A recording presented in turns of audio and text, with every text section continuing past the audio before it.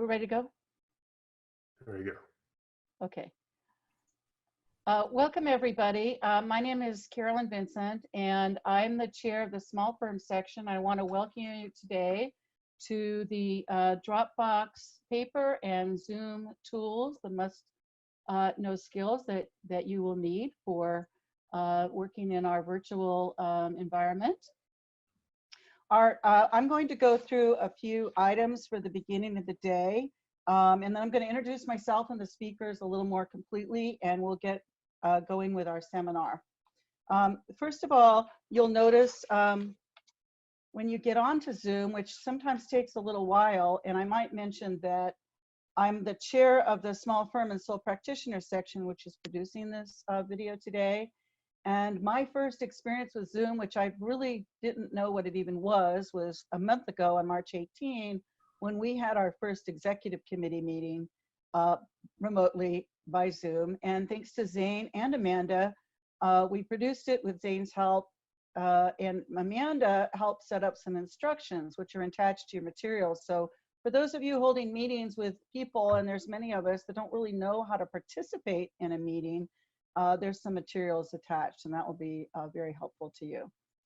The other thing I want to talk about today is just some of the basics for participating in the seminar today.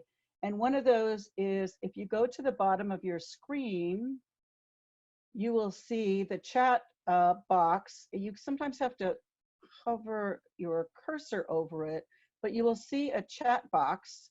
And I'm going to open the chat box in this webinar, and you will see there that at the bottom, you can type your questions. So I'm just typing LLL there. It's not actually a question, but it's an example of a question.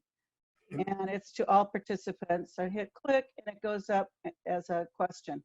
The panelists will review these and answer designated questions later at designated times. And the materials are very complete, so most of your questions will be answered through that. Zane has also pushed out into the program today a poll. And so starting now or in the next few minutes, as we're going through our introduction and the presentation, you can answer this poll. And we already have some answers, and you can already see the results, which is a really terrific way to evaluate the experience of your audience. Just a couple of things here. I think and I just also want to say, we're really going to go through the basic functions and uses of Zoom and Dropbox and what we've learned so far from those different programs. I also learned Dropbox recently from Amanda. It's my new favorite tool for collaborative meetings and documentation contemporaneously. Really fantastic. If you cannot hear the audio, please turn up your speakers. If we do call on you, or I'm not sure if we're going to do raise your hands today, but if we do, Zane will do that, and he'll give you instructions on how to participate. And I think that pretty much covers what we're going to do. Now I want to just introduce the speakers really quickly. I am, again, the chair of the small firm and sole practitioner section of the LA County Bar. I want to especially thank the LA County Bar for helping us produce this program and letting us know about its interest and need. We have close to 500 participants, I believe, today, which is really amazing. I am a full-time mediator and arbitrator at ADR Services, Inc. Our terrific speakers today are Zane Obaji with Obaji Law. Zane's a very successful trial attorney, and he's really our go-to Zoom meeting host and webinar. This is our third webinar and or meeting that we've had, maybe our fourth meeting that we've had with excuse me, with Zoom so far, and we expect to have some more with our membership coming up. He's attended several remote depositions on Zoom and experienced other formats.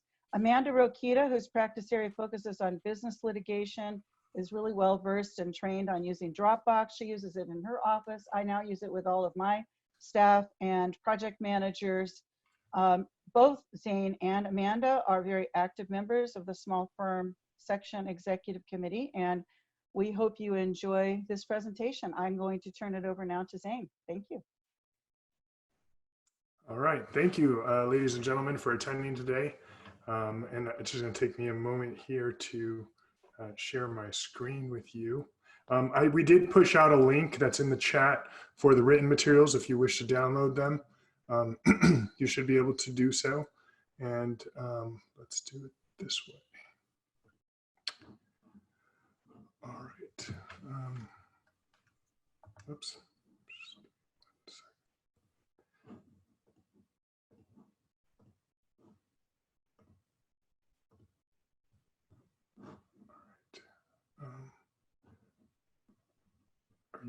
Are you seeing the correct screen? I apologize about this, but the setting here is slightly. Yes, we are. It's the full slide. Yes. Thanks. You have the background in there. Yes, but it's a full slide. All right. Perfect. All right, ladies and gentlemen, thank you. I am Zain Obaji, and today we're going to discuss Zoom conferencing and webinars, as well as depositions.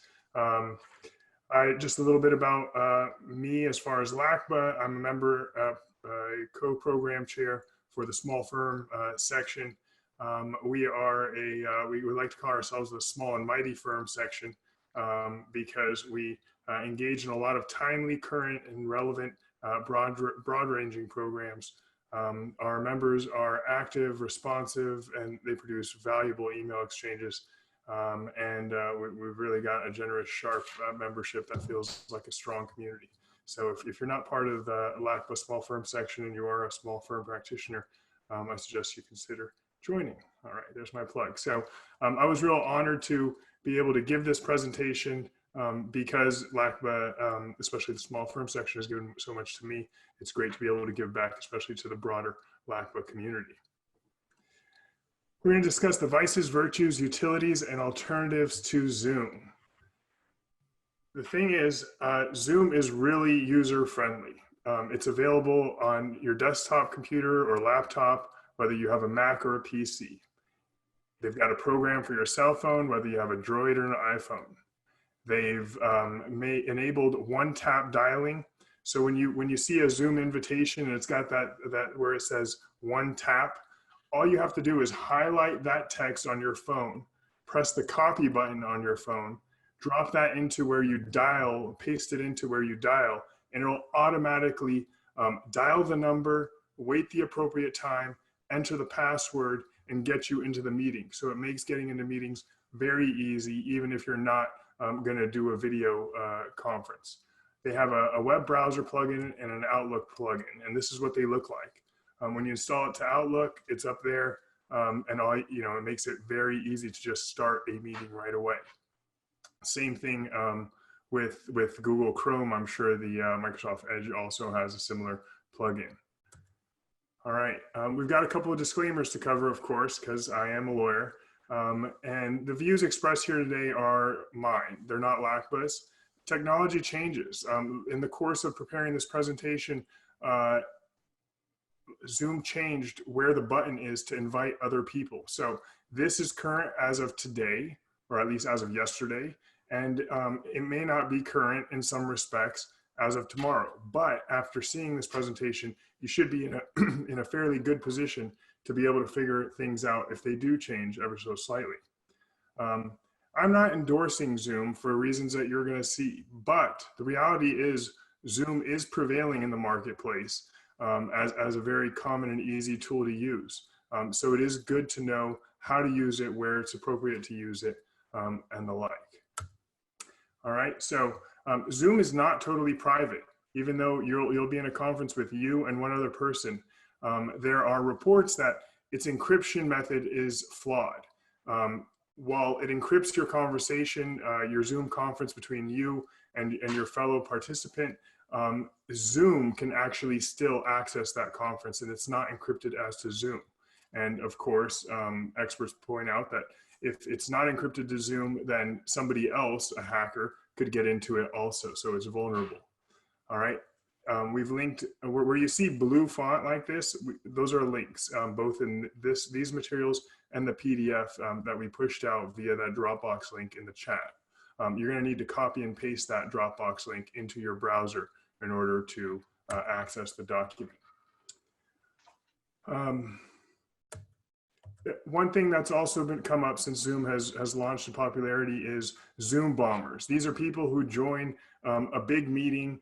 Somebody passes on the invitation to the link to this person. They're unscrupulous. So they go ahead and they share their screen, and they either include hate propaganda, or sexual pornographic material. So we're going to go over some tips on how to avoid Zoom bombers and protect yourself when you're doing Zoom meetings. Forbes journalist Kate O'Flaherty wrote a very good article. Keep your Zoom up to date. And frankly, this applies to all technology. When you get a prompt that there's an update available, get that update, because updates is how companies fix their vulnerabilities. Use passwords for your account, and don't share your meeting ID publicly. If you're going to host a big meeting or seminar, a big meeting as opposed to a webinar, don't put it on social media. For businesses, if you have multiple users on an account, share your password securely. Use dual authentication features, so some third party can't just jump in, start using your account and cause trouble. Use waiting rooms for meetings. Actually, I believe Zoom just changed the default on this in response to criticism. So now if you have a meeting, everybody will enter into a waiting room, and the host will have to individually admit people. But that way, you know, if somebody's gotten the link that you don't recognize and who shouldn't be there. You need to be, and we'll discuss this a little more later on, but you need to be an attentive host and have control over your meeting. It's not just set it up and sit back if you are engaged in a large meeting. And we'll discuss the reasons why. And know that you have control over your privacy. If you have a free account, it's going to be less private than if you have a paid account. And finally, beware of phishing. Phishing is where you get an email, any sort of message from somebody that appears to be legitimate, but then you click the link, and the link is just a means for somebody to get into your computer and your materials, your video camera and the like. So if an email seems suspicious, somebody just invites you to a Zoom meeting on a phone, you don't recognize the phone number, or the email address is slightly off, don't click. The advice is don't click the link, copy the meeting ID, go to your Zoom browser and insert it there. All right, and one of the popular ones I've seen, frankly, I've gotten this on my phone, is grab your N95 washable masks right now. And you're trying to get you to click that link. They may be selling N95 masks, they may not be. Jeff Bezos got hacked into because he clicked a link sent to him by somebody. All right, so a couple more tips here. Change your screen sharing to host only, unless you really need other people to share their screens, in which case you can, and we'll discuss how to do all this, but in which case, presumably you know that your participants are trustworthy. Disable join before host so people can't cause trouble. Now with the waiting room though, this is kind of vestibular advice, because if they're going to a waiting room, they can wait there and you can let them in as it goes. Disable file transfer, so there's no digital file sharing or virus sharing. And again, this is in an unfamiliar environment where you're having more of a public meeting than a private one. And disable allow to remove participants to rejoin, and that's all in the settings that we're going to cover. Here we've linked a article from an Indian news agency regarding the Zoom boom and the perils it poses, potential perils it poses. There are a number of accounts that exist. We're not going to go through their detail, but they're here. And I think this box is linked so that it can take you to the Zoom website if you want to check it out. Relative to the free account, you can have up to 100 participants, unlimited one-on-one meetings, but your meetings are limited to 40 minutes. Back before this pandemic, if you were on for 40 minutes, it would prompt you, hey, want to continue your meeting? And they'd let you potentially keep using it for free, so you get used to it. Now it cuts you off at 40 minutes, or certainly after your first meeting, it will cut you off. All right, and your HD video, by the way, in a free meeting is limited to 720p. Still pretty good enough, pretty good. We're going to briefly touch on Zoom rooms. This is what you might see in a mediation setting if you're a litigator. It's where the host controls the participants and is able to put the participants in separate breakout sessions. Those have their utility, for example, in mediations. One thing to know is that the host is able to control when people are going in and coming out. If you're in a private room and they're going to be brought back into the main room, you'll get a notification on your screen saying, you know, you're going to return to the main room in 30 seconds, 29, and a countdown. All right. Great utility for connecting people in geographic locations and obviously mediations. So they have actually some hardware you could purchase if you intend to set it up in a conference room and the like. We've linked there how you can go, purchase that hardware and also what the pricing is. $49.99 per room per month per host. All right, so let's go back to the basics. I know that you're here because you want to know how to get it right, how to get set up and going, starting from scratch. You're gonna need some hardware. All right, what is that? That's your webcam. I highly recommend, this is my setup currently at home. This camera that you see at the top here is a very old 2 megapixel camera. That's what you're seeing me on right now. If I had a better webcam, you would see more imperfections in my skin. Anything from 2 megapixel up is fine. You don't need to have the 10 megapixel camera unless you're doing something really detailed on this side of the camera. You want to check your audio quality. Do a test meeting with a friend, a colleague. If they can't hear you properly or well because, for example, the camera is far away like it is at my desk, consider one of these microphones. You see it in the middle between my 2 screens. And I've linked there an exemplar on Amazon. One thing to think about is if you're like mine, if your camera is going to be very far from where your CPU is, because I have a standing desk that goes up, then you're going to need an extension cord for your USB. And same thing for the microphone. They generally don't come with very long USB cords. So consider if you need an extension cord. Now, another piece of equipment I never really thought about until I started doing this is if I turn off this light here, look how dark I become. So we realized that because I have I'm not facing a window here and my desk is black, I'm not getting a lot of light this way. So the selfie light is very helpful and ensures that people can see me when I'm conferencing. Now, if you have a laptop, the good thing is usually you're pretty close to a laptop and the laptop is emitting light. So it may not be a problem so much for people who are on laptops. Usually that type of light is sufficient. And one thing you want to be cognizant about as well is noisy notifications while you're doing your Zoom meeting. Outlook can have noises when new emails come up. You want to silence those. Chats like Slack or Google Hangouts, whatever you may use on your desktop, iPhone messaging may have noises. You want to silence those, and obviously your phones.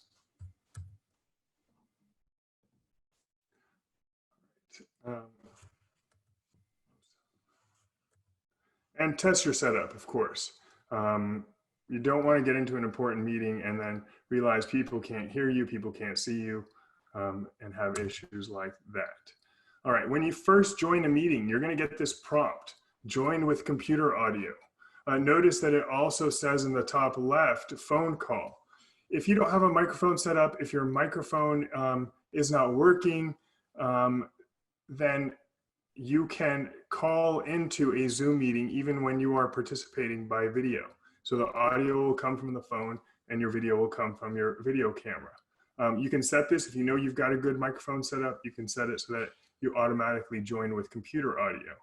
It allows you to test your speaker and microphone. Actually, you can conduct a test on your own without anybody else, but it's good to get some feedback too, because once you press that test speaker and microphone, it'll pull up a little bar and you can, once you speak, you can see how far the bar goes and whether you're being, at least being received loudly. All right, so once you get into the meeting, this is what you will see. Potentially, if your settings are set up that way, you will not have video when you first enter. If you click that button there where it has the X through the video, it'll turn the video on. We are currently using a virtual background. You are not looking into my home, but you're looking, or my home office, but instead you're looking at this LACBA background. Here's how you set a virtual background. You click on the arrow next to the start video, and you choose virtual background. All right. And once you get the virtual background screen up, they have some defaults that you can use, or you can add a file, any file from your own computer. Consider whether you want to pull something off the internet or not. Make sure you're not engaging in copyright infringement, because some of the photos that are available on Google Images are protected. And there's this option to mirror my video. When I first put up the LACBA virtual background for a prior webinar, it came out backwards. And thanks to Amanda Rokita for letting me know that there was this option, mirror my video. So if something's coming out backwards, you just click that box and it'll flip it back. All right, so when you go to your profile page on Zoom, you'll see all these options on the left side here. And you can schedule meetings in advance, which is great. And that way, if somebody's like, oh, I need that link, you can send it to them. You can push out emails. And if you accidentally delete a meeting that you intended to keep, you can recover them. You'll want to set your settings basically as soon as you set up an account with Zoom. And we're going to we're going to go over some of those. There is a recording option, as you can see here, not on this screen. Oh, right there. So you'll want to let attendees know when you are recording. So Zoom will let you know, because they will, there'll be a red dot on the screen saying that this is being recorded. But if somebody claims that they didn't see that red dot and you didn't let them know in a way that was audible on the recording, you could be potentially opening yourself up for some sort of invasion of privacy claim or the like. So just, if you're going to record a meeting, make sure it's loud and clear during the meeting that you are recording the meeting. By the way, this meeting is being recorded, but Carolyn Vincent and Amanda Rokita already knew that, and you are not, the participants are not being recorded. Right. Some of the settings here are pretty self-explanatory. Start meetings with the host video on. Maybe you don't want the host video to be on in case you're not prepared and you need to do some things, but you want to start a meeting and let people get engaged in it. So you can affect that. Also, whether the participants' videos are on or not, you can affect that. If a participant doesn't want their own video to be on, it's not going to turn on. And whether you want to provide for telephone and computer audio, or just telephone or just computer. Why not provide both? Zoom doesn't charge you more for it. And whether you want people to be able to join before host. All right, here are some other settings that are recommended. I won't go into a lot of detail here because these are my recommended settings for security purposes. And just requiring a password. If you require a password, it's not that you're going to have to enter a password every time. If you're logged into your account, the passwords are automatically going to generate as you go through. You know, whether you can choose whether you want to mute people upon their entry, and whether you want upcoming meeting reminders, whether you want to use the one-click join, which of course you'd want to use it. It's the easiest way to join a meeting. All right, you can enable or disable file transfers. I only engage in meetings with people that I trust, so I've enabled file transfer, but this is one of those settings that the 7 tips say don't enable. And whether you want to allow participants to rename themselves. If somebody joins with an iPhone and their iPhone's called iPhone, then when they join a meeting, I want them to be able to change their name so everybody in the meeting can know what their name is. And always show the meeting control bar. That's the bar that we're going to see over and over shortly as we go through this. You do want to be able to designate a co-host in case you got to step out of a meeting. You don't want the meeting to end. You may not ever do it, or you may do it rarely, but there are occasions where you'll want to be able to do that. Certainly for a webinar, which we're not going to get much into here, you want a co-host, because if my internet dies at the house, which sometimes it does for a brief minute, then the webinar will continue because I've designated Miss Vincent as a co-host. And here are some more settings again that are security related down here at the bottom. Who can share? I've selected all participants and for my meetings, and who can start sharing when somebody else is sharing.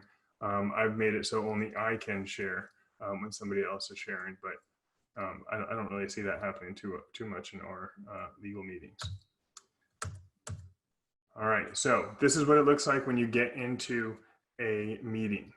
All right, first thing you want to notice is put a picture of yourself on your profile and name yourself correctly within your profile settings, because when you have your video off, you will want a picture of yourself to be displayed rather than what you see on the left side of the screen, which is my wife's account. All right, and you can, when you first join, it may just be a black screen. In order to see the participants, you need to go down here at the bottom where it says Manage Participants, click that, and you'll see the list of people who are in the room and what your options will be relative to them. Again, if people can't hear you or see you, it's because you likely have this in the bottom left-hand corner of your screen. It says unmute. Sorry, you're muted and your video is stopped. So if you undo that, you click those boxes, people will be able to hear you and see your video. All right, this is the chat feature that Carolyn was talking about earlier. Press the chat box and it'll pop up at the bottom of the participant list. Share screen, we'll go over that in some detail. It's really cool. And again, manage participants. Now, the invitation box was just moved as I indicated. You see it here at the bottom of this participant box. Now that's where it's located. If you want to add people, it's really easy. Even if you've already started a meeting, you can invite more people to join. All right, so you click that box, and out pops this. This prompt allows you to either email people to invite them, copy the URL, copy the invitation, but that's the one-click URL or link in other terms.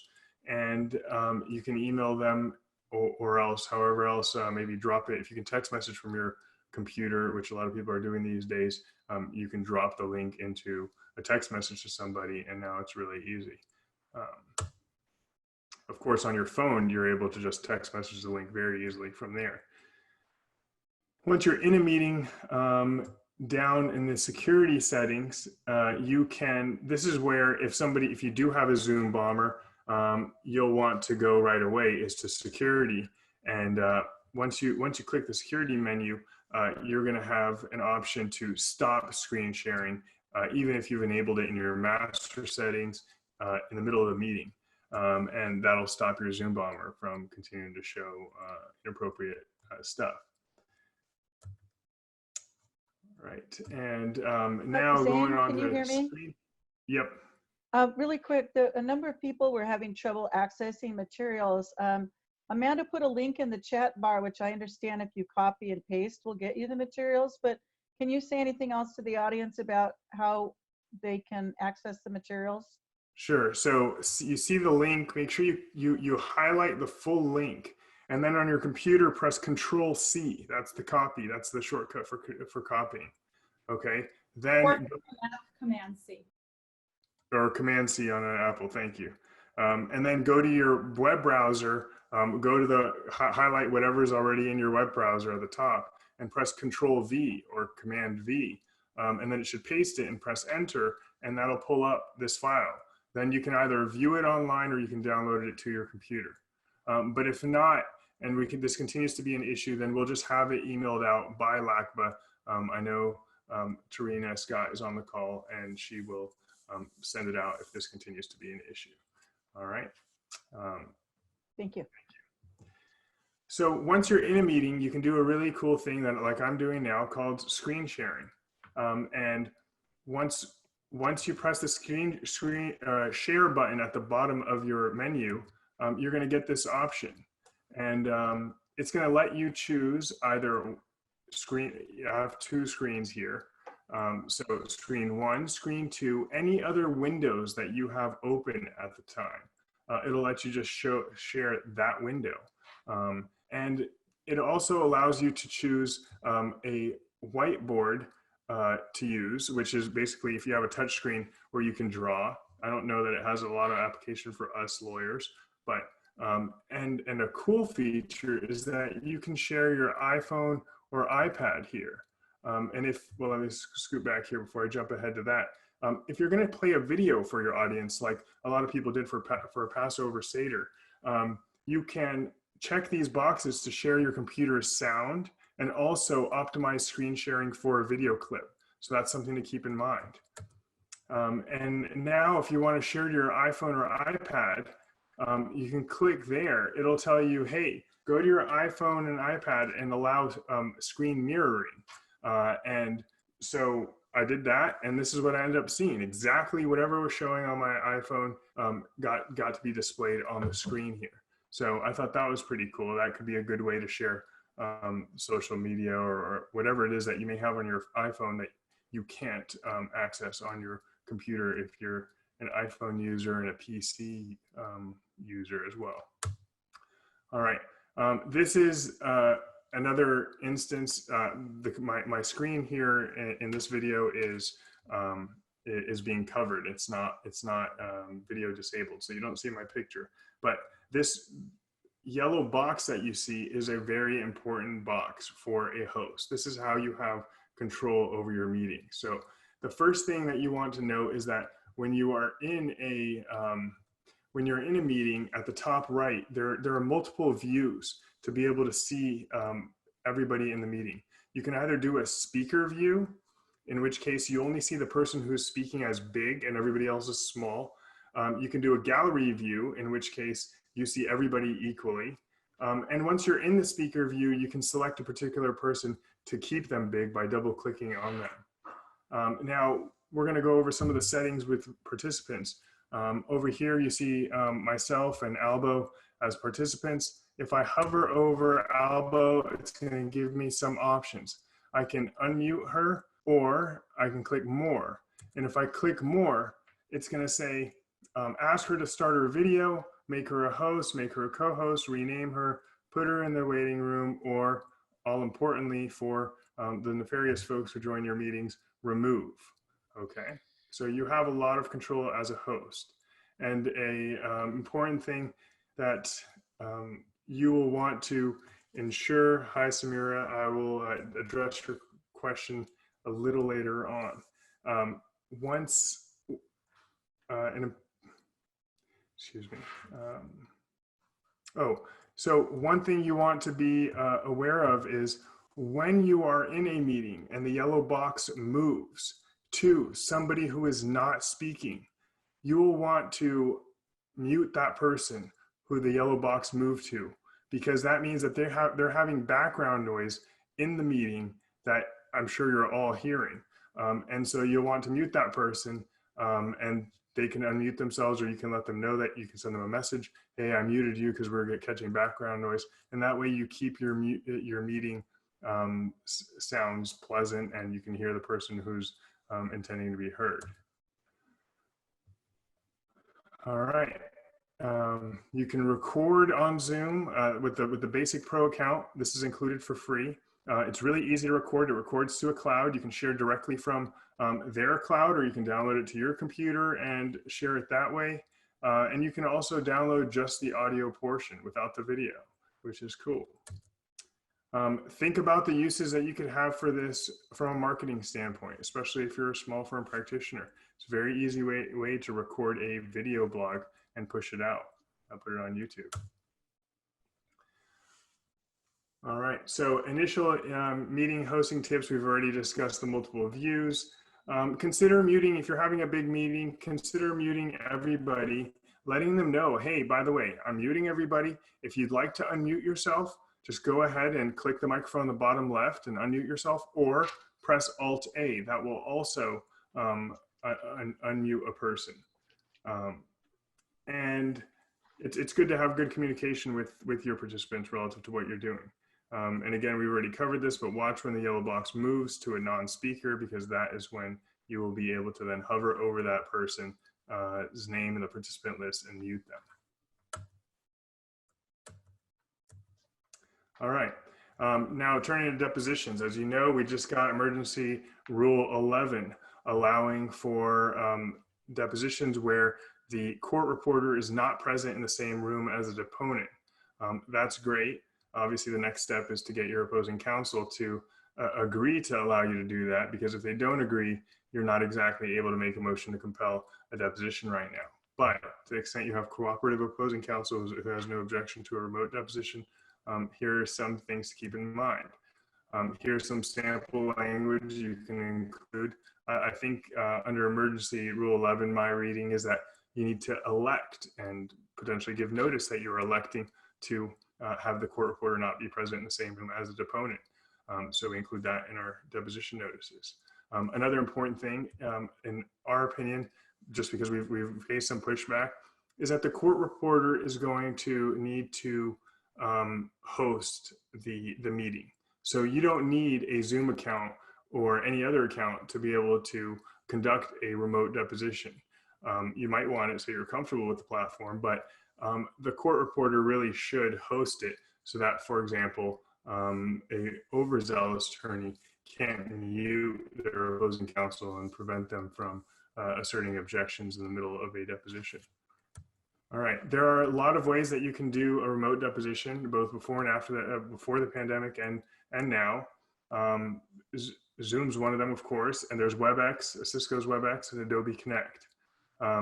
So Adobe Connect has this thing where it's kind of like Kirkland signature brands, where they can just put any court reporting agency on their Adobe Connect, and now it looks like the court reporting agency has its own platform. We recently had a public entity, a governmental entity, say we're not going to use Zoom, we're not allowed to use Zoom, so we had to start using other platforms, including WebEx and Adobe Connect. So I'll tell you a little bit about my experiences with those. Of course, you've seen on the news, Cisco WebEx, be it on CNN or Fox, they're using it. It must be good, right? Well, we'll get to that in a second. Notice the headline, social distancing may last into 2022 without a vaccine. Even Dr. Fossey says it's about 12 months before we get a vaccine. So this remote deposition thing, remote work, is probably going to last for a while, even if the safer at home orders don't. So it's a good idea to really think about all of these platforms. Notice what we have here. This guy's wearing a headset.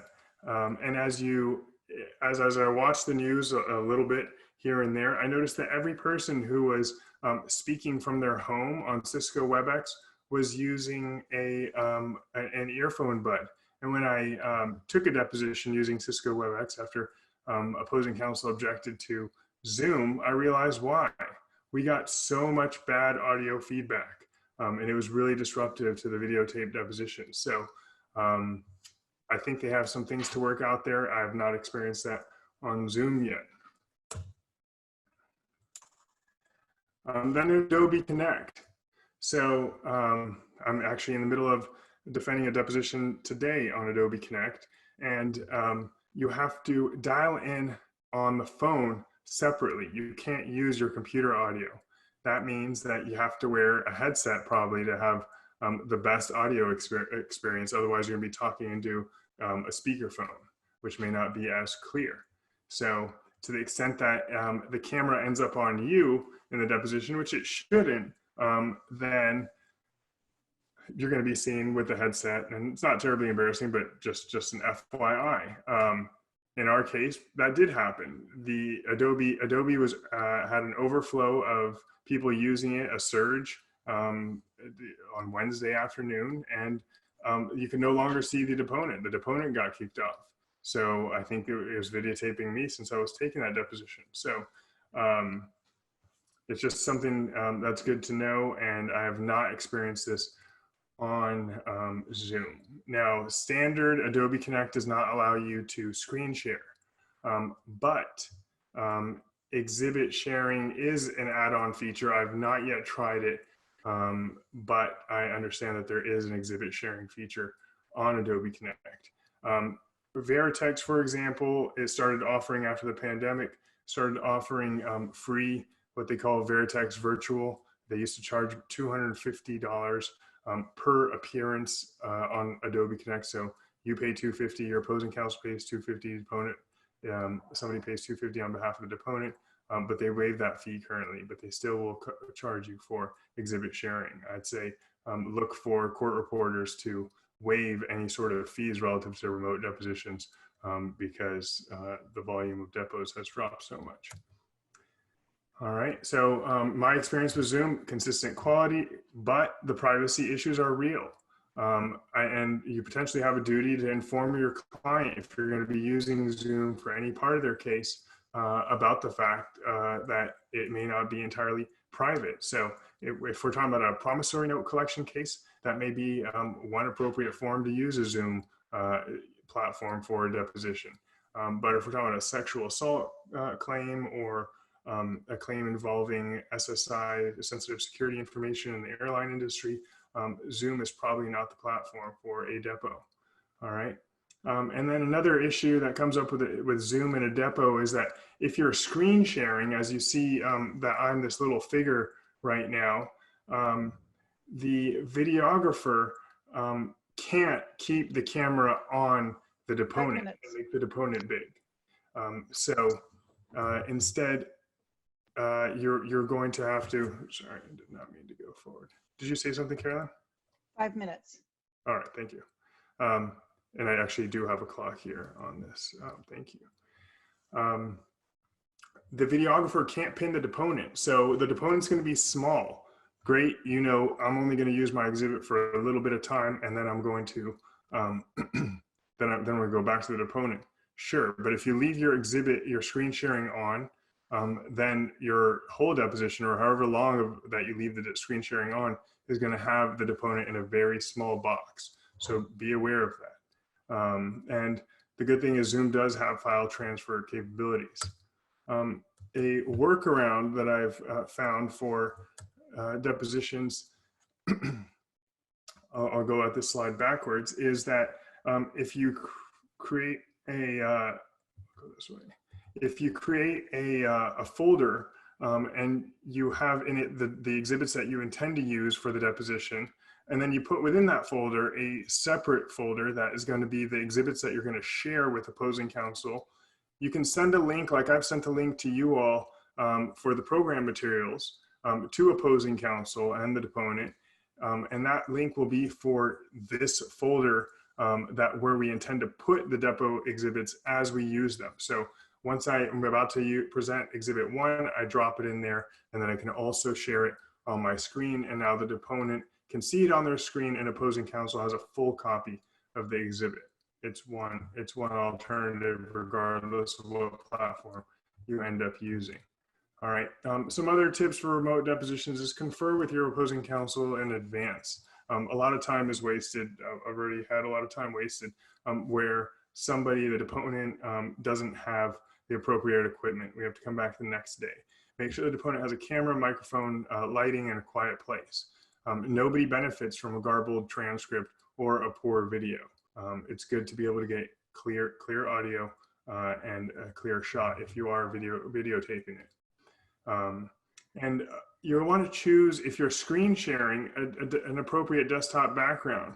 If you remember my desktop background before, when I was showing you the hardware that you need, the Island Paradise is not necessarily the best background to use for a deposition, because if you're videotaping the depo, that may eventually be played in a trial, and you want to keep your backgrounds neutral during trial. So think about the further uses of the deposition, the videotape deposition, rather than just at that moment. So be cognizant of your desktop background. And all right. So webinars, we're not going to go into this very deeply. We'll save time for questioning and the like, but you know what it looks like. We recently did a webinar regarding employment issues, wellness after COVID-19. This is what it looked like when it's played back on a video, recorded videotape. The speaker slide is big and the speaker is small. When the speaker is without a slide, then they are big in the forefront. And that's our next chair, Aaron Joyce, an ethics attorney, former state bar prosecutor for 19 years. All right, and think about the uses of this, the webinar, the webinar platform. Good for video blogs, it's great for marketing and education. All right, and the rest about webinars is in your materials, and I'll go ahead and yield to Amanda.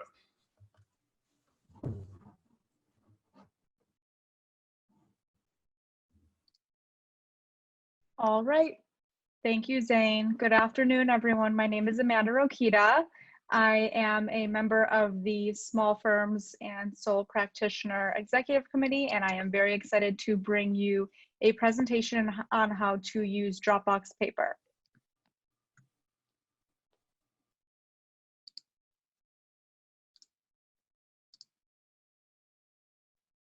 Just give me a moment here to pull up the presentation.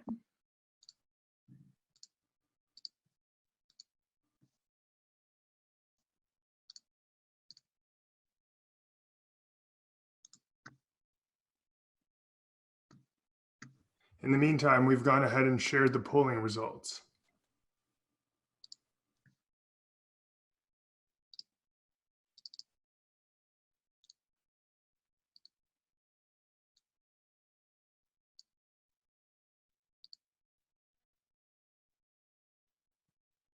This must be the right All right. program because more than half the people want to learn both Dropbox Paper and Zoom. Can everyone see my screen okay? It should be the presentation. Yes, but you want to swap the presentation page. Like it's currently showing your practice one rather than a full screen view. So if you click on presenter view, Okay. and then once you're there, actually you just want to switch to the other screen. Sharing. Are you on two screens or just one? I'm on one. I should be on two. Oh, I don't know what's happening. Okay. It's sharing my. So share the other screen. I should just share my entire desktop. Let's see.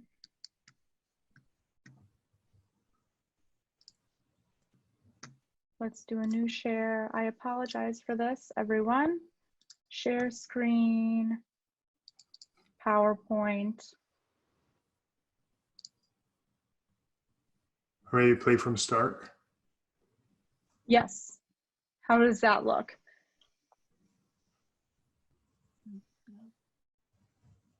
Can everyone see the presentation? It was better before, was showing the slides on the full page. Okay. Let's do. Yeah, you're not playing the slideshow. How about? I'll just play the slideshow. Okay. Play from start.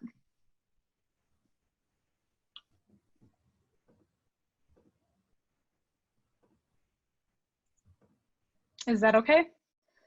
It's blocked. Let's do it this way.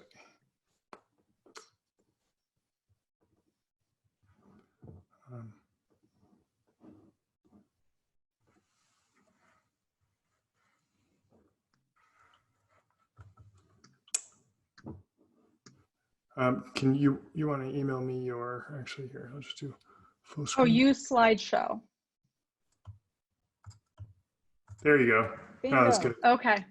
Okay, sorry about that, everyone. Okay, so let's get started.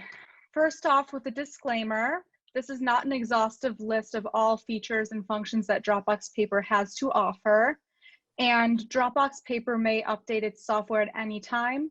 So if you're looking for the most up-to-date information on how to use Dropbox Paper, you should visit the source, which is dropbox.com. There are a lot of helpful guides on how to use the software. And finally, these views are of the speaker, not LACBA. So what is Dropbox Paper? Dropbox Paper is a cloud-based software which allows users to collaborate in real time. It's a really great brainstorming tool, and it allows groups to engage together while working remotely. It allows multiple users to view one document and draft on one document at the same time. So if one user is typing information or inserting an image or media, other users are able to see those changes in real time, and they are also able to edit the document in real time. So a few of the benefits is that it's easy to organize information. You're also able to create interactive timelines. You can select an event date, and then you can set dates for tasks that need to be done prior to the event date, and then you can mention people and assign tasks. So the software can be used as a great project management tool and assigning tasks. Another benefit is that Dropbox Paper allows for immediate access to all documents. So one person doesn't have to take notes and then save the notes and email them to everyone later. Everyone will have immediate access. You're also able to mention users in notes, which will send the users a notification when kind of sends a ping, letting the person know that their attention is needed on the document. The documents are also auto-saved on the Dropbox server, and you're able to incorporate the Dropbox Paper with Slack and Trello. So right now, Chair of the Small Firm section, Carolyn Vincent, and I will be doing a live demonstration. So let's see if we can go back, sharing my screen. I believe we're going to do this one on the benefits of joining the LA County Bar Sole and Small Firm Practitioner section. We just thought we'd get a little sneak in there through our demonstration. Let me switch this. Right, I'm waiting for you. While Amanda's doing that, I just want to mention that we had a big membership committee meeting, and at the end of that meeting, we had a lot of notes, great meeting. And Amanda was going to do the minutes, and then I was going to do the minutes. We're going to do them together. We were tired. And about a week later, I heard about Dropbox Paper. So we got on a phone call, and together we produced this very amazing complete set of minutes in probably about 30 minutes. And then, as Amanda mentioned, they can get cleaned up later. So here we go. So the benefits of joining the LACBA. So we're just going to demonstrate how two people can work on this at the same time. And I'm going to just explain what I'm writing at the time, which is one way to sort of do this together while you're on a meeting together. And so I'm going to start with the first benefit, which is that it's a very welcoming and helpful group of attorneys. Oh, and I see that I misspelled group there. I'll put the G in. Okay.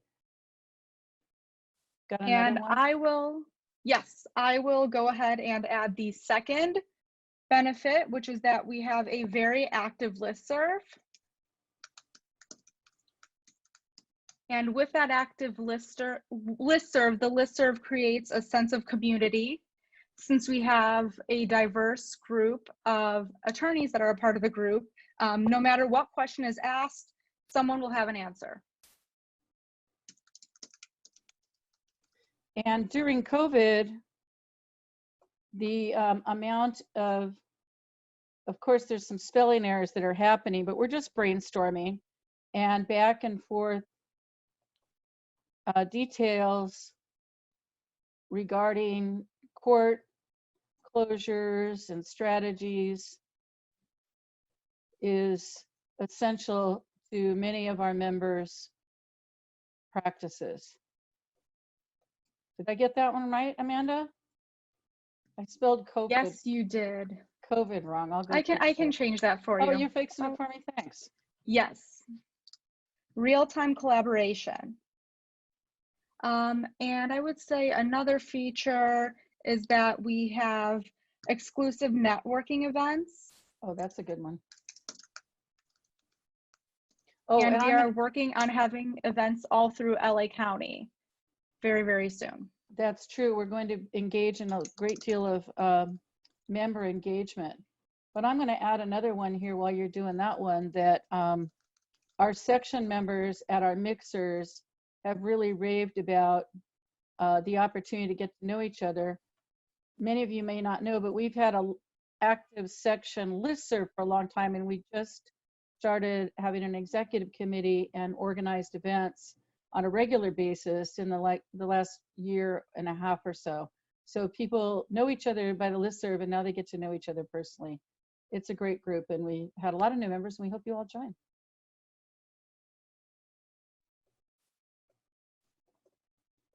Okay, so I have the to-do list at the top. So just so I can show how the to-do list feature works, I'm going to write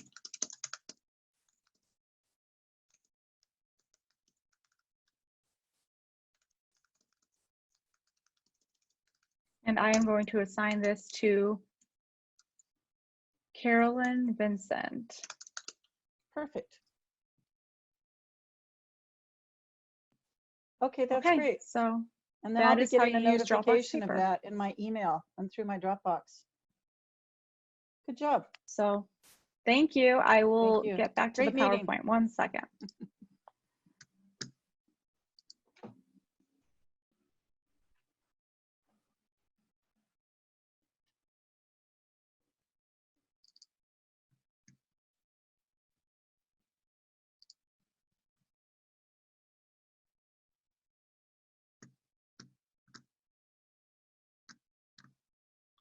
Okay, let's pull back onto the presentation.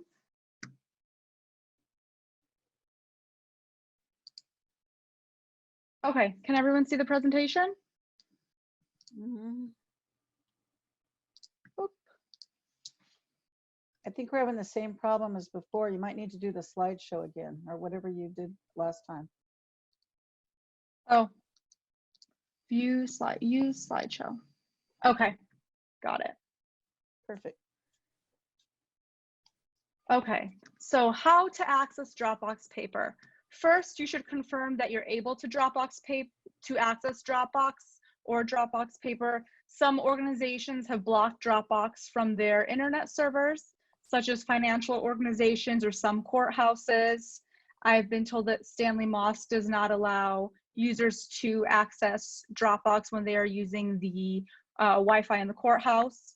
So just keep in mind that if you are going to be trying to access a Dropbox Paper document while you're at Stanley Mosk or another place where you may not be able to access the document, you can make the documents available offline. So one of the first ways to access Dropbox Paper is to go to paper.dropbox.com. You'll log in, you'll have to have a Dropbox account. Or you can access via dropbox.com, signing in and then clicking Paper on the left sidebar. If you have the Dropbox software on your computer, you can go onto the Dropbox icon. I have a Mac, so it may be slightly different, but I click the Dropbox button at the top of my computer, and then I hit the 2 diamonds, which is the paper icon, and that will take me to paper.dropbox, or you can download the Paper app for iPhone or Android. So once you access Dropbox Paper, you get taken to the home page, Paper Home. Here you'll be able to look at all of your documents and your folders. So by clicking this bar, you'll be able to look at all starred, which once you star a document, the documents are available offline, you'll be able to look at documents only or your folders. If you would like to create a new document, you click on Create a New Doc. Once you click that button, you are taken to a blank page. So you name your document and then click Enter and start typing. Fairly easy. If someone has invited you to a document, if you received it, you can access an existing Dropbox paper by receiving a link. So you can access the document via the email link, or if someone sends you the link via text message or another method, you can click on the link and that will take you directly to the document. You would just click Open Document if you got the email and then click on the link. So some features with Dropbox Paper, here's the top toolbar. If you're going to be using the program, you should become familiar with this bar. Invite allows you to invite other users to the document. Once you click this button, you can invite people via email, and then there's a settings button, which will allow you to modify the sharing settings. You can copy a link to the document, presentation mode, which is similar to PowerPoint, 4, which is more options, and then this larger menu here is what you get when you hit the 3 buttons, search the document or start a to-do list. Number 7 is your notifications, so you can see when you've been mentioned within documents, and then you can also go to the gear wheel and that will allow you to modify your notifications. You can decide whether you want to be notified when there's been a change to a document or not, or limit the amount of notifications. And then by the number 8, the plus sign, that's create a new document. And then the bottom toolbar of the document, here's all the features. You can add images or add media, or you can just drag a file straight into the document and it'll be accessible to everyone. You can also insert Dropbox files that are saved on your account, create a table, create a timeline, which is the great project management tool that I previously mentioned. There's a to-do list, bulleted list, numbered list, which is what Carolyn and I use during our presentation. And you can add section break. You can also incorporate HTML code. There are some limitations to Dropbox Paper. Although it is a wonderful tool, the formatting functions are limited. You're not able to change the font face and background color. There's a slight learning curve, which happens with every new type of software. I would use this more as a collaboration and a brainstorming tool. It's great for that, but I would not use it as a replacement for a traditional word processing software since there are some limitations. A pitfall is that if you're working on a large project, it does require some organization, because if you're working with a large amount of people, it may get a bit confusing when everyone's collaborating on one document and mentions and comments are flying all over the place. So just have a little bit of plan your projects if you're planning on using Dropbox Paper for a large group. There's no spell check. And then you may export a Dropbox Paper document to a PDF, docx, or a .md file, but you cannot import files into Paper. So if you'd like to take a Microsoft Word document and put it on Dropbox Paper, you would have to select, copy, and then paste into Dropbox Paper. But depending on the formatting you use in the Microsoft Word document, there might be some slight changes. So you would just need to be on the lookout for that. Other points to note, if you want to make a document available offline, you would just click the star symbol at the top of the document. So, I mean, if you're going to a court and you want to make sure your document's available, you would just make sure that it is available offline. And then privacy information, Dropbox has been known to, their privacy policies have been known to be better than other types of software, but I'm not going to go through the ins and outs of the privacy information. I've posted the link there if you are interested in learning. That link is straight from Dropbox. So that's it. Okay. Zane, I think you're up. For some all right. questions and answers, yeah. Let's take a look at some of the questions. I was dealing with requests. All right, Robert Saunders, let's allow you to talk. Robert, you can talk right now. What's your question? You may have to unmute yourself or put Let's your see. speakers up. Unmute. All right, we'll go back to Robert. If you have your hand up, know that, well, he was the only one with his hand up. I've gone ahead and answered some of the questions in the chat. Amanda, one of the questions was whether a person could use Dropbox Paper to electronically sign a stipulation, for example. I would not use Dropbox Paper to electronically sign a stipulation. I would stick with DocuSign because DocuSign has the certification aspect of it, where I don't believe Dropbox Paper does. All right. And Lenton Akins asked, what can we do about Zoom's ability to possibly invade privacy confidentiality of our mediations? Potentially not use Zoom. Here's what I'd say is actually, since Zoom is getting a lot of feedback right now at a pace much greater than I ever expected. I got on Zoom, let's say a couple months before the pandemic, but and I might have given them feedback well down the line. Now I've got a whole host of feedback I'd like to give Zoom, including for Depositions. So you should express the concern. There's a feedback mechanism when you're leaving the meeting, whether you want to leave them any kind of feedback. And I'd go ahead and send it to Zoom support, let them know what your qualms are, the fact that this is not, it's not quite well suited yet for all uses in the legal industry, and they'd benefit a lot. I'm sure they'll adapt. They're making changes all the time, and it from a profitability standpoint, it interests them to adapt and make changes to suit their customers. But all right. Can I add to that really quickly? Yes. In the Zoom mediations, because I've been training and setting up to do those. So part of how you do privacy is you send out a private email to certain people, and you set up a wait room. And so you only allow the people in that are registered to be into that meeting. And then you put them into break rooms, and you can ask people not to record. Of course, that's an issue you have in any, in any type of a meeting with people. So you should be able to control that by who you invite and how you let them into the meeting. All right.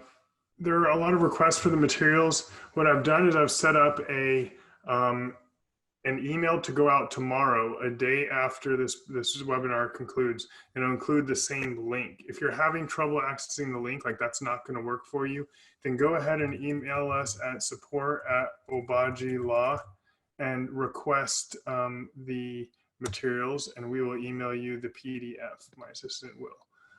And just give her some time because she's about to get hit with a bunch of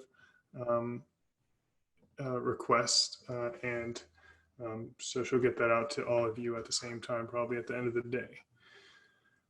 All right, let's see, any other questions? I believe so.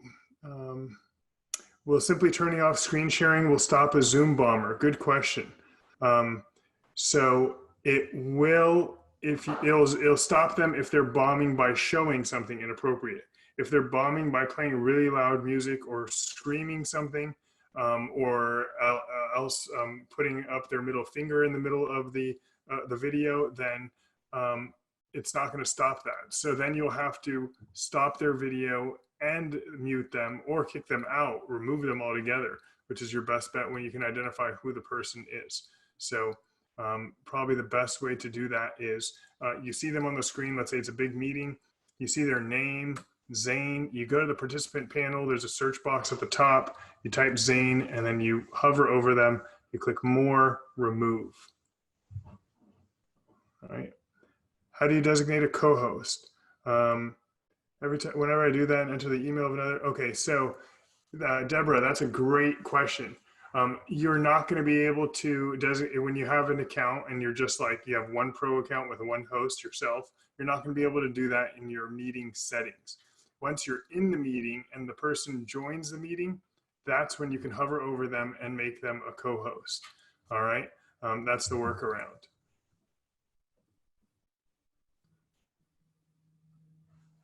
For the depositions that I've conducted via Zoom, Josh, how have you handled exhibits?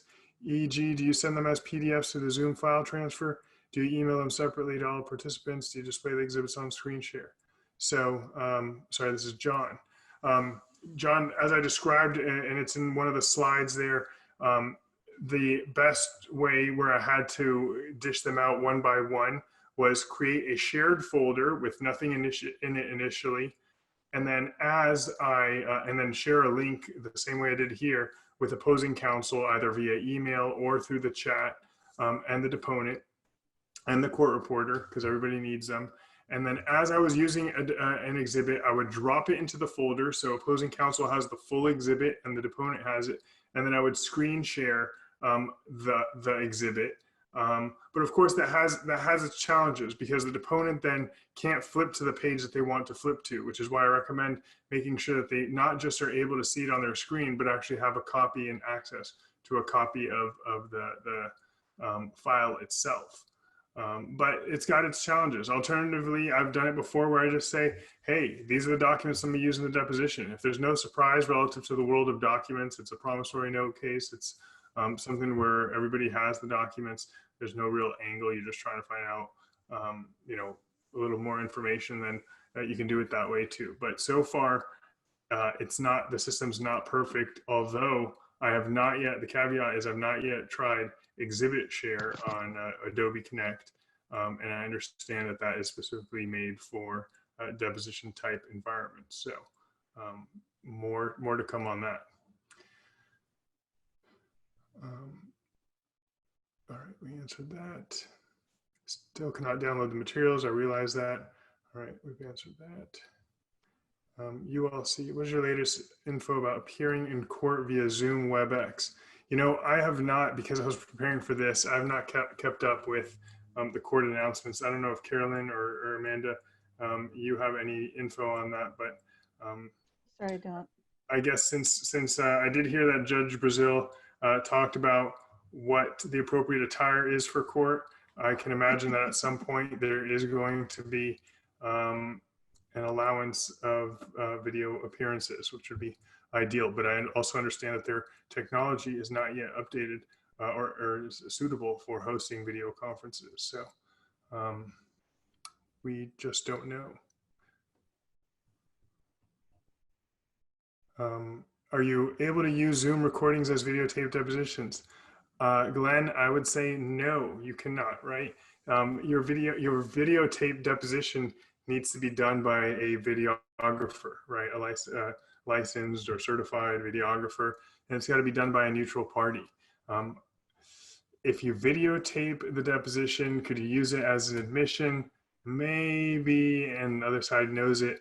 But I think you're much safer having the court reporting agency actually host the videotaping. And also, it's really tough when you videotape if you just have the video and you don't have it synced and the like with the transcript. So I think you're best off with a court authorized videographer in a deposition that's going to be videotaped. How can you get your other screens onto Zoom screen? You just select when you select screen share, you just choose which screen you want to share. Actually, a 1 and a 2 will pop up. If you have 2 screens, a number will pop up on your screen to let you know what number that is, so you know which one to share. And also, once you're displaying, once you're screen sharing, there will be a rim around your screen in green. Unfortunately, when I had my full screen presentation of earlier, the rim disappeared, so I could not tell which screen was being shared. So potentially the fix to that is share your screen first, then go full screen with anything. Problem with someone's mic, very intermittent static. I guess hopefully that fixed that. And Carter prefers WebEx. There's no question there. 9 Circuits hosting oral arguments on Zoom. And all right, so has anyone thought how this could work? I appear for multiple attorneys on multiple cases pre-COVID. I don't know how you're going to do that. I guess once you'll have, if the court were to adopt Zoom or any other virtual platform, what I imagine would happen is you will have a different link for every courtroom. So you will have to go from one to the other. You're not going to be able to be in two conferences at one though. Maybe LACBA can, or sorry, Los Angeles County Superior Courts can move away from setting everybody's hearings at the exact same time.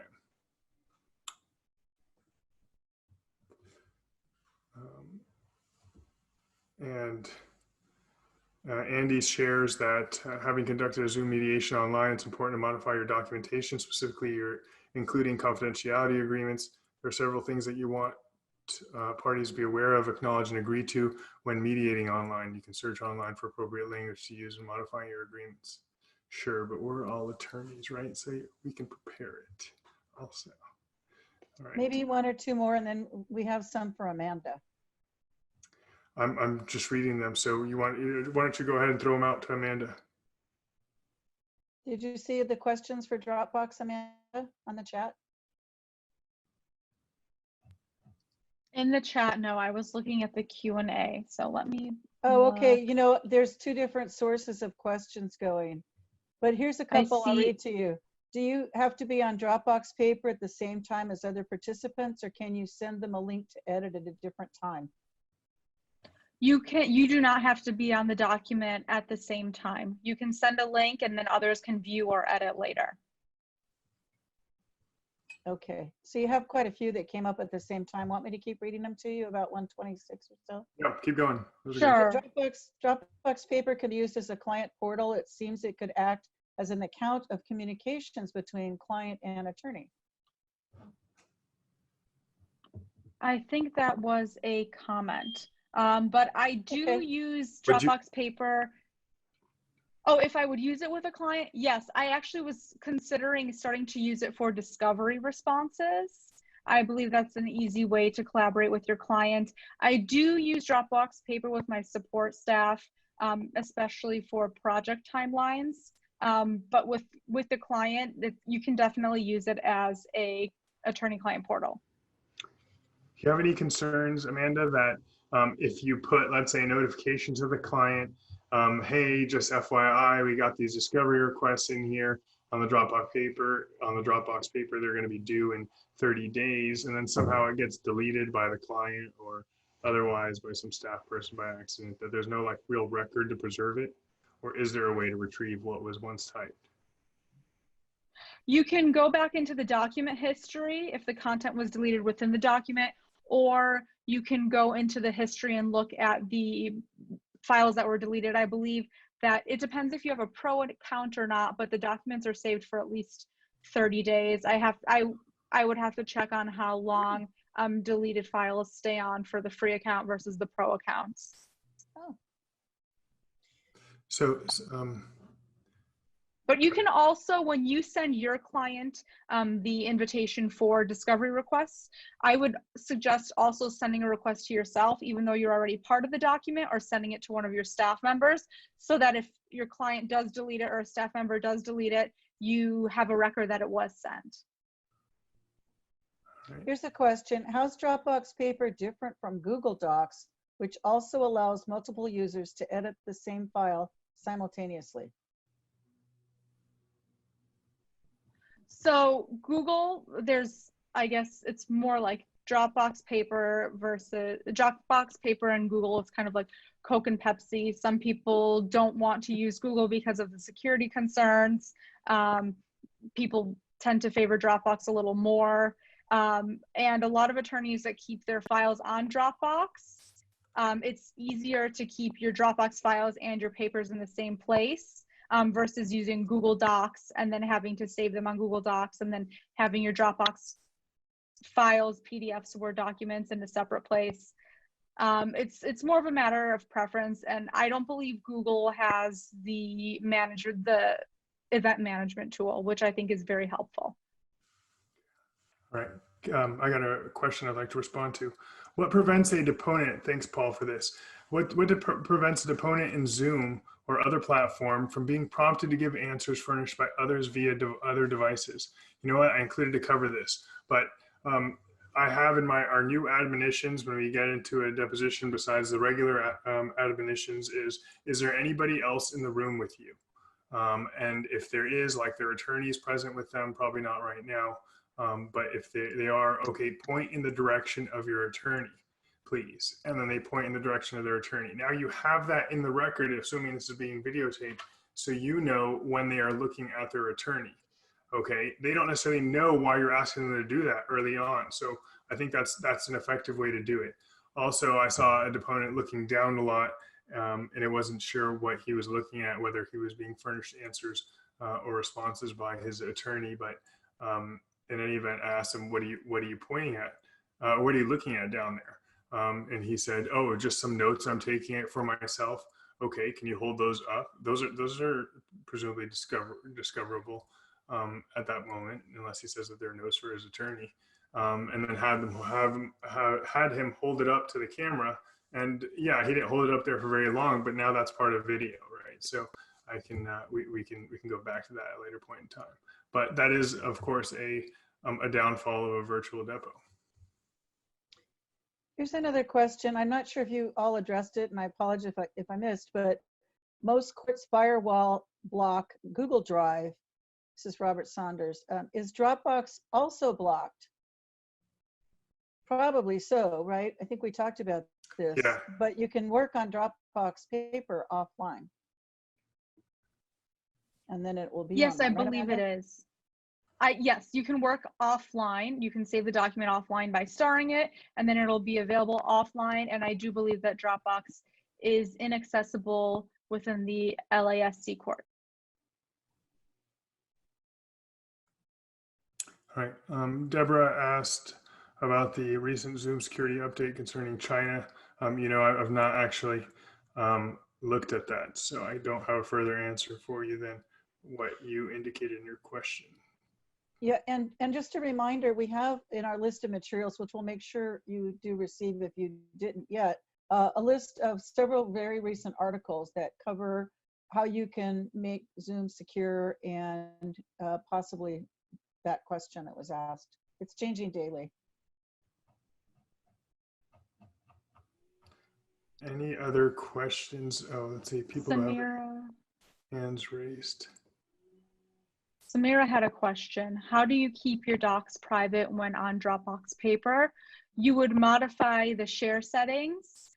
You can change whether anyone can access the document by having the link, or if you can set it up so that only people that are invited to the document via an email link will be able to access. And you can also determine whether a user will be able to edit or if they'll only be able to view and comment.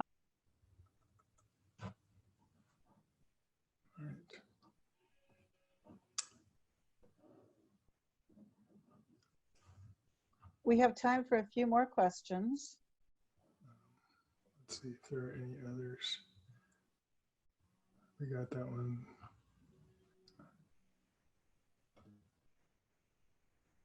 Can you have multiple passwords you give out for the same meeting? Charlene, sure.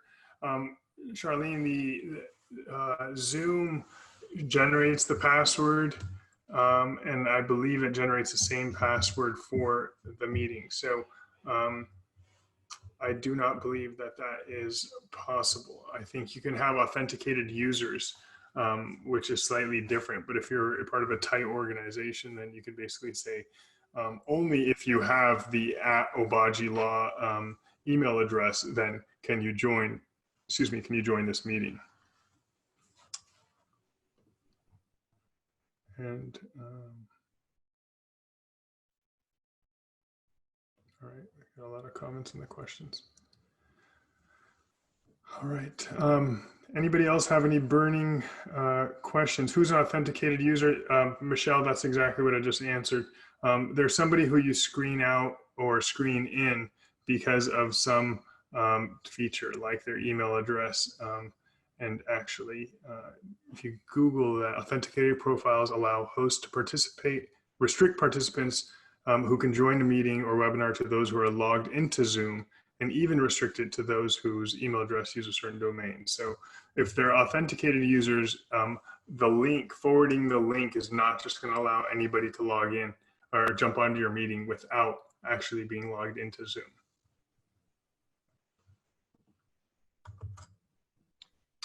All right. Thanks, Paul, for the compliment. Here's a question. Can you work on a PowerPoint presentation collaboratively in Dropbox Paper? I can answer that. That's what we did. A lot of it, our PowerPoint, although not exactly using PowerPoint. You want to answer that, Zane? I'm sorry, can you repeat that? Well, it was, can you work on a PowerPoint presentation collaboratively in Dropbox Paper? You cannot. You cannot import a document into Dropbox Paper. You can export from Dropbox Paper, but you cannot import. Dropbox Paper has a presentation feature that is similar to PowerPoint. I don't think that it has as many features as PowerPoint, but it does have a presentation feature. You know, something I wanted to add actually is I think that these virtual platforms are really going to change how we do business well after this pandemic subsides and there's a vaccine and the like. In our office, we used to, when we have meetings with clients, sometimes we get out a second little mobile screen set up for the client. So if we're going through discovery responses or something, you know, emotion, whatnot, the client can see what we see. This makes it a little easier. You can use a Zoom conference even when you're in the same room as a person to be able to both be looking at the same thing, even though one person is not going to be able to edit the content. You'll be able to speak to each other, look at the same thing. You don't have to have the video on. You don't even have to have the audio on. Stop the video, stop the mute. All you're doing is screen sharing. That's going to be a great way to collaborate using Zoom. All right. We have 3 minutes max. Okay, well, maybe are we ready to close or one more question? Think so. When you record a meeting on Zoom, does it record questions and answers in chat? And if so, how do you view that later? Yes, you can save the chat. That's a setting in your webinar features. Actually, if you look at those webinar slides at the very end of our my presentation, you'll see those there. You can save that. You can stop recording at any point. I could pause it right now. I could stop it. But I figured let it run to the very end and then LACBA can trim out whatever they'd like. How do you view that later? Yeah, that's if you save it, Glenn, you will be able to view the questions and answers later. And I was just putting my cursor over it. It looks like you can copy and paste all the Q&A in the chat box. If you're a participant, hopefully you can do that as well. And then you can, you know, put it into another kind of a document. Because this seminar will end in just about 2 minutes. So I'm going to just close it up a little bit now and remind everybody that there will be a replay available within about a week. The LACBA staff, which we thank very much for helping us put this together, will post that on social media. Please check the small firm section homepage, join our section, follow our social media, and we have been very actively keeping up on a lot of the things going on with the courts as well. And I think that's about it, unless anybody else wants to do another wrap-up comment. It didn't really take very long to do that. Thank you for attending. Yeah, thank you guys for attending. We just put out another poll just for a review. It'll be out there for 1 more minute, a post-conference review, just so we know how we can improve in the future. And thank you. Thanks for being members of LACBA. We make up a great community. Thank you. Will we be able to publish these polls at the end for everybody? Yes. I can end it now with 81 people voting. Sure, I can put it in the email out to everybody. Okay, we probably have about 50 seconds left. All right. And I'll just add again, thank you to the panelists who did a really fantastic job. We've covered a lot of ground here today. And this is a very exciting time, as Zane said. There's lots of things we can design. I know the mediator community is starting to put on programs. We should all get together. I'm happy to share what I've learned. And there's a lot we can do with this technology now that we will be able to do when we're meeting again. All right. So, thank you. I've got to run. All right. Thank you, guys. Thank you, everybody. Bye.